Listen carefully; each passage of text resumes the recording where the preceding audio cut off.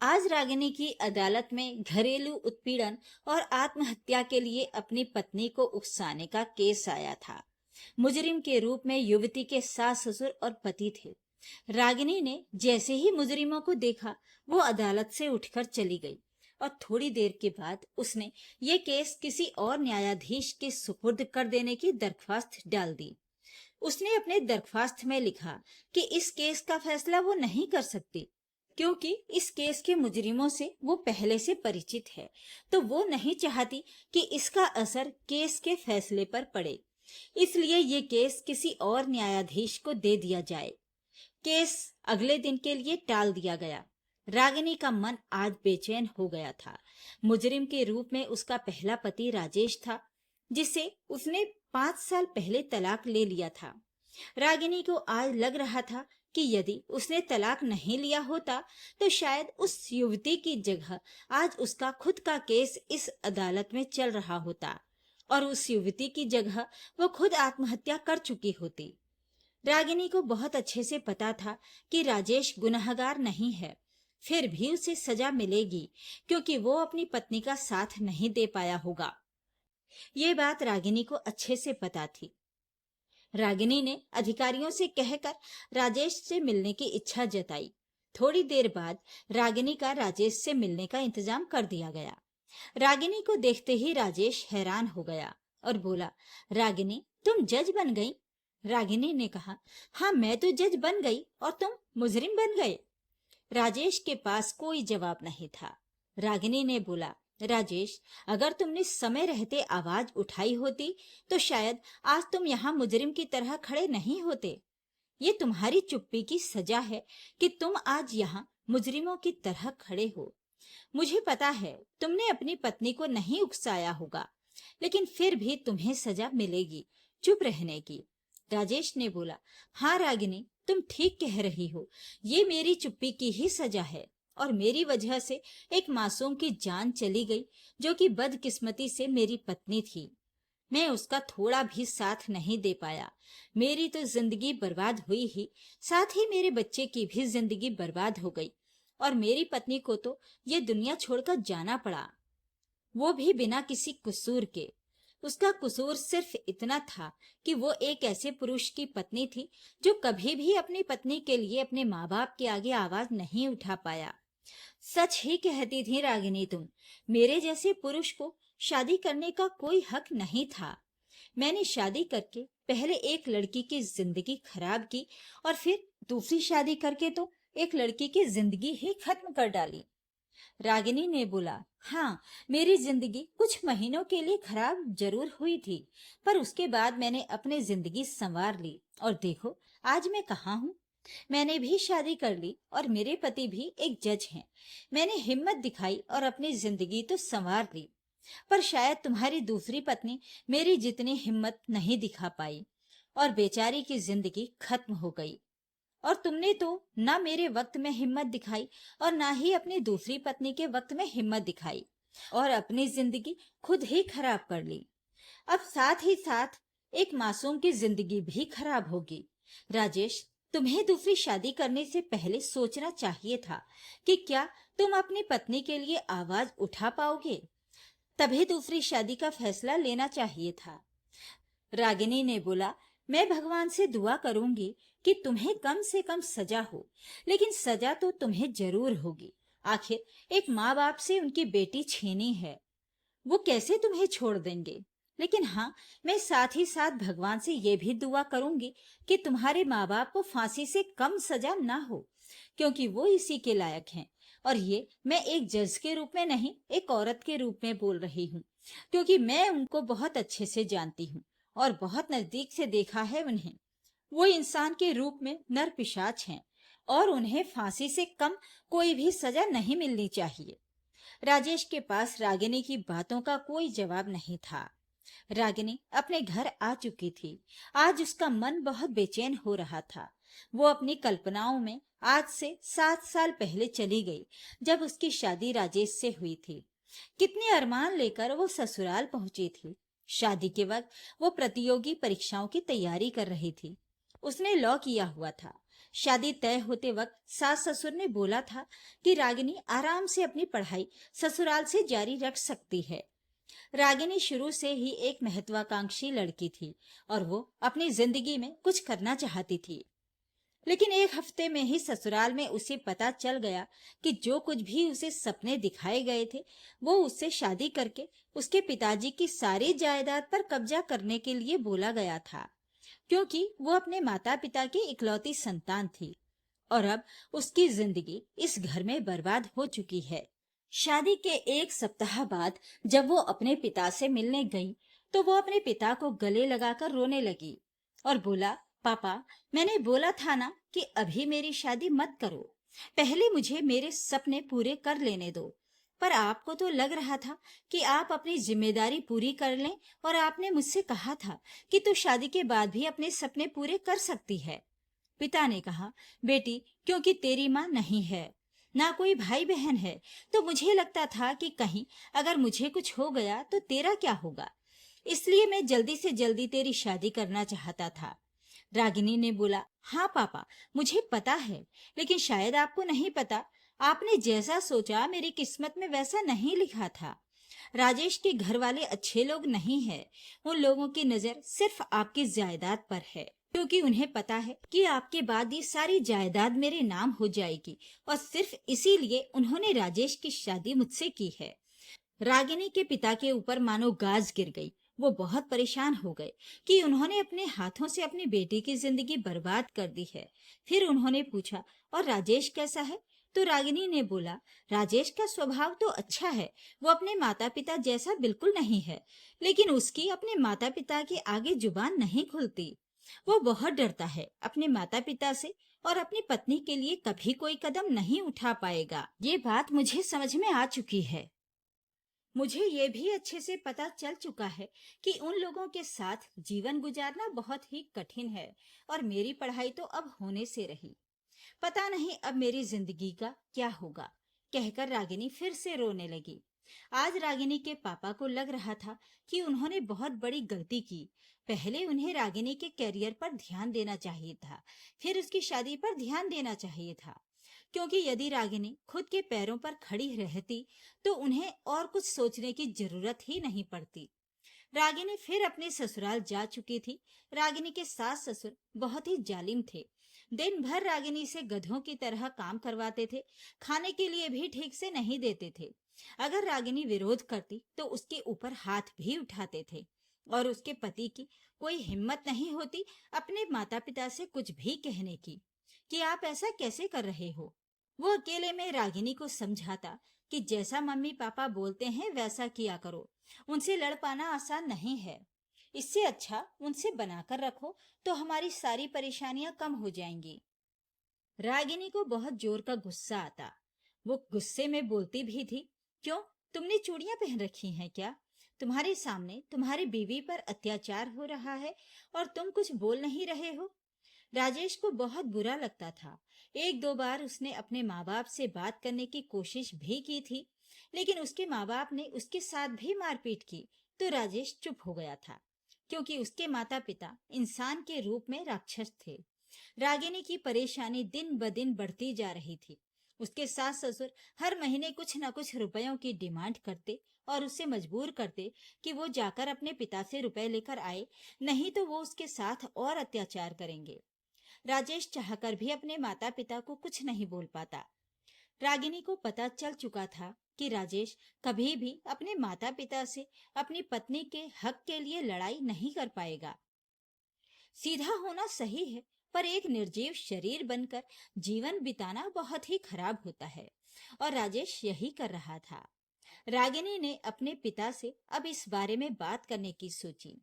वो इस बार जब अपने पिता के घर गई और उसके पिता ने उसे उसके ससुराल के लिए पैसे दिए, तो उसने अपने पिता से बोला, नहीं पापा, अब और नहीं, इस तरह से तो इनका मुंह खुलता ही जाएगा और आप देते रहोगे। आपका कोई जीवन नहीं है क्या? आपको पैसों की जरूरत नहीं है?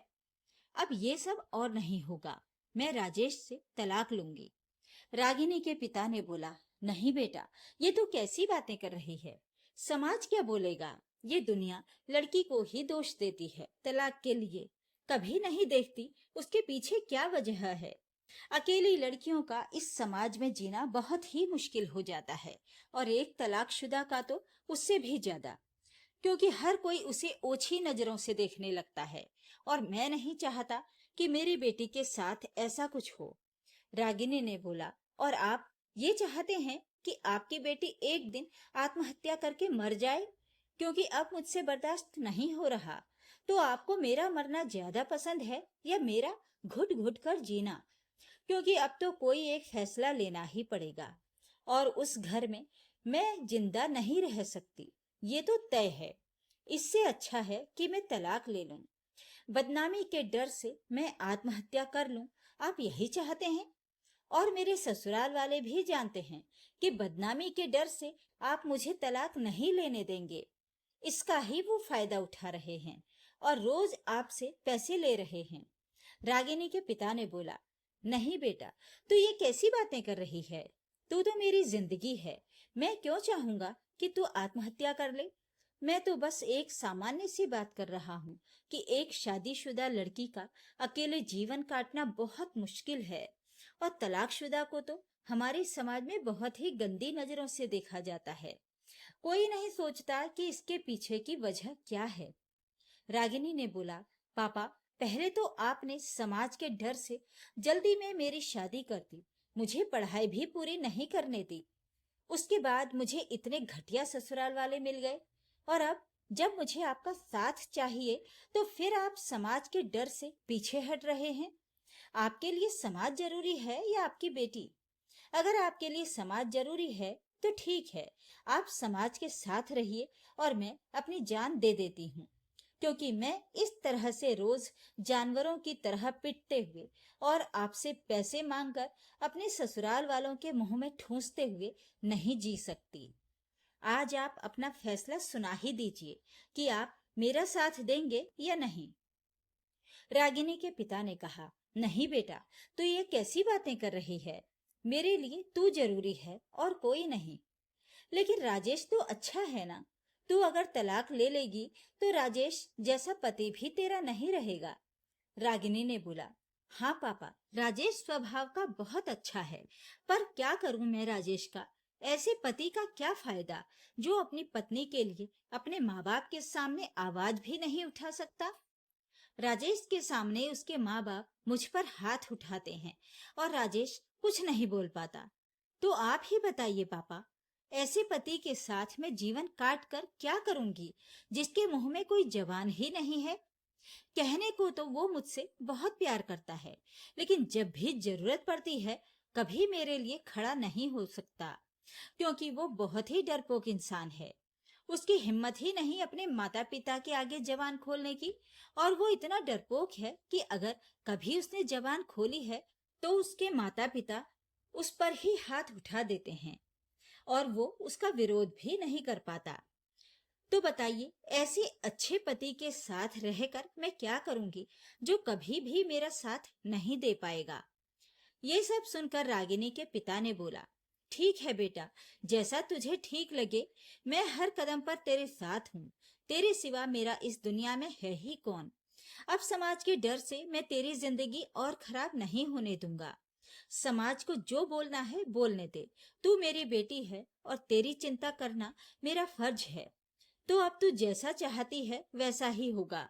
अगर तू चाहती है तो तू यहीं रह, तो कोई जरूरत नहीं है ससुराल जाने की। मैं कल ही वकील को बुलाकर तलाक के कागजात भिजवाता हूँ। रागिनी ने कहा, नहीं पापा, मुझे पता है आपने मेरी शादी में अपनी सारी जमा पूंजी लगा दी थी, और अब धीरे धीरे रोज मेरी ससुराल में कुछ ना कुछ पैसे भेजते भेजते आपका हाथ खाली हो चुका है। आपके पास इस घर के अलावा ज्यादा कुछ नहीं बचा है। अगर अभी आपने वकील को बुलाया तो आपके पास उसे देने के लिए पैसे भी नहीं होंगे, क्योंकि आपने अपने काफी पैसे मेरे ससुराल वालों के मुंह में ठूंस दिए हैं, और मेरे काफी जेवर भी मेरे ससुराल में पड़े हैं। अगर अभी मैं यहाँ रुक गई तो वो लोग मुझे दोबारा उस घर में नहीं घुसने देंगे, और मेरे सारे जेवर और पैसे जो मैं आपसे लेकर गई हूँ, जिसे उन्होंने हड़प कर रखा हुआ है, वो सब उन्हीं के पास रह जाएगा, और हमें कभी नहीं मिलेगा।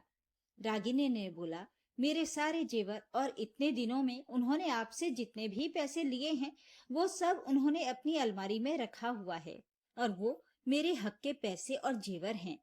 मैं उन्हें वहां नहीं छोड़ सकती। मैं उन्हें वहां से लेकर आऊंगी। वो मेरे और आपके काम आएंगे।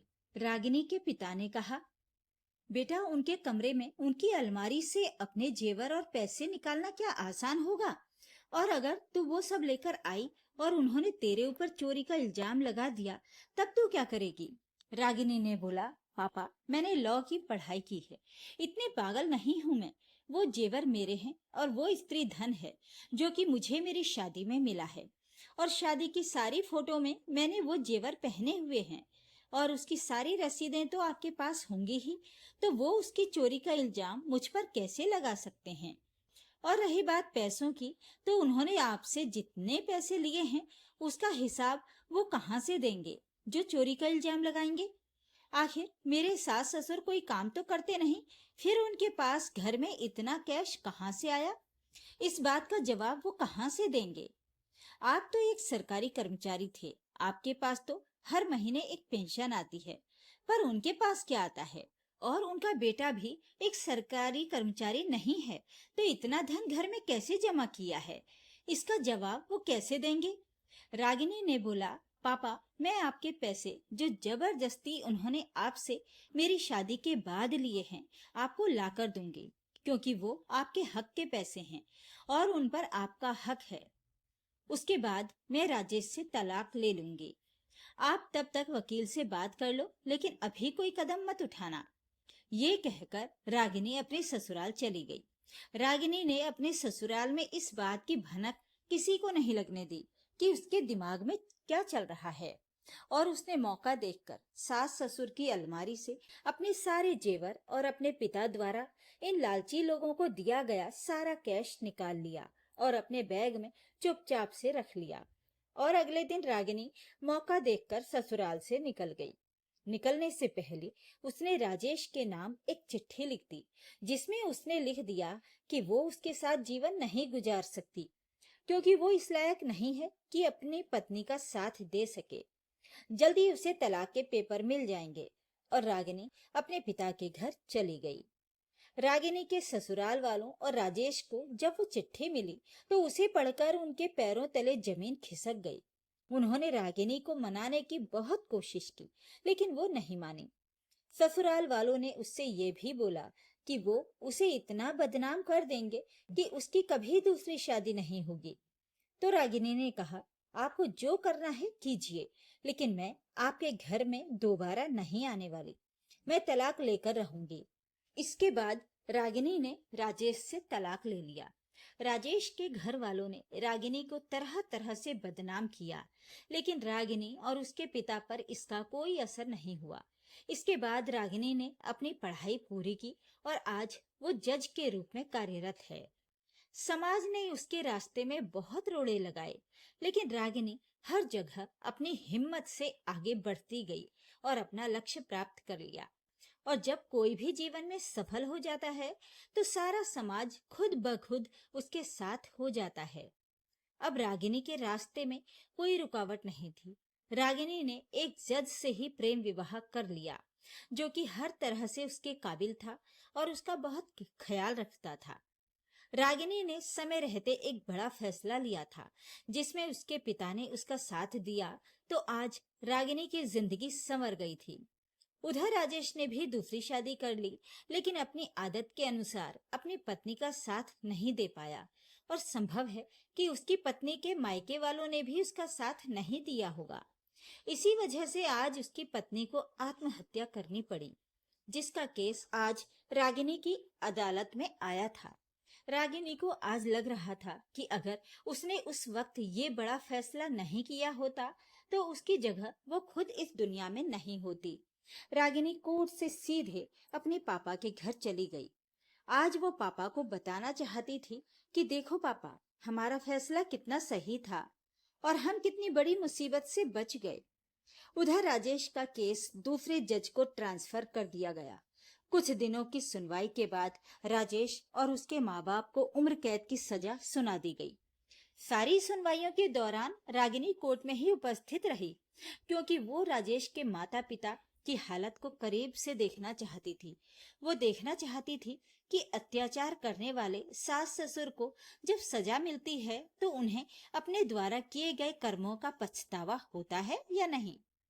सजा सुनने के बाद जब राजेश और उसके माँ बाप को जेल ले जाया जा रहा था, तब रागिनी ने उनकी आंखों में झांका। वाकई उन आंखों में दर्द, पछतावा और बेचैनी साफ साफ झलक रही थी। और अब राजेश और उसके माँ बाप जेल की चार दीवारी में अपने आगे के जीवन का इंतजार कर रहे थे। दोस्तों, क्या राजेश जैसे इंसान को शादी करने का हक है, जो अपनी पत्नी के हक के लिए अपने माँ बाप के आगे आवाज भी न उठा सके? कमेंट में जरूर लिखिएगा। और अगर कहानी पसंद आई हो तो वीडियो को लाइक और शेयर कर दीजिए। चैनल को सब्सक्राइब जरूर कर लीजिए, ताकि आपको रोज अच्छी अच्छी कहानियां सुनने को मिलती रहें। तो फिर मिलते हैं एक और कहानी के साथ। नमस्कार।